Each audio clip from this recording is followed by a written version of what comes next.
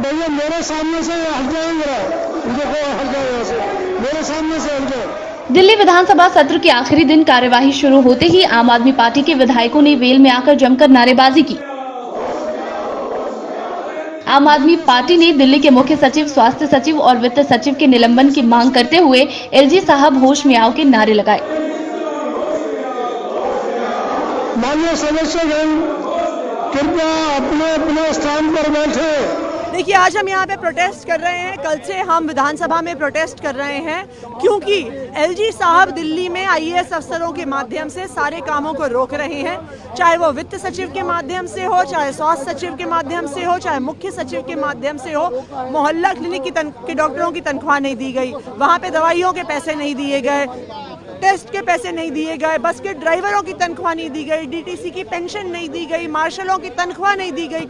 तो एक के बाद एक अफसरों के माध्यम से दिल्ली सरकार के हर काम को रोका जा रहा है। दिल्ली की चुनी हुई सरकार के 6 महीने में किस प्रकार से लेफ्टिनेंट गवर्नर ने किस प्रकार से दिल्ली के काम रोकने का काम किया, ये पिटीशन कमेटी की रिपोर्ट में साबित हुआ कि किस प्रकार से दिल्ली के मोहल्ला क्लिनिकों के अंदर टेस्ट रोके गए, किस प्रकार से दिल्ली के मोहल्ला क्लिनिक के अंदर दवाइयां रोकी गई, कैसे दिल्ली के बड़े चलते अस्पतालों के अंदर डाटा एंट्री ऑपरेटर को हटा दिया गया, जिससे हाथ से पर्ची लोगों को बनानी पड़ी और लंबी लंबी लाइनों में लगना पड़ा, कैसे जल बोर्ड का फंड रोका गया, किस प्रकार से अफसरों को धमकाया गया। ये पूरी बात निकल के आई कि लेफ्टिनेंट गवर्नर का नाम लेके दिल्ली के चीफ सेक्रेटरी ने किस प्रकार से नीचे अफसरों को धमकाने का काम किया, फाइल रुकवाने का काम किया। और इसमें 3 अधिकारी जो सबसे मुख्य दोषी हैं, दिल्ली के चीफ सेक्रेटरी, दिल्ली के फाइनेंस सेक्रेटरी और दिल्ली के हेल्थ सेक्रेटरी, इन तीनों अफसरों को जिन्होंने दिल्ली की जनता के कामों को रोका है, इन अफसरों को दिल्ली के इन पोस्ट में बैठने का कोई अधिकार नहीं है। ऐसे अफसरों को तुरंत प्रभार में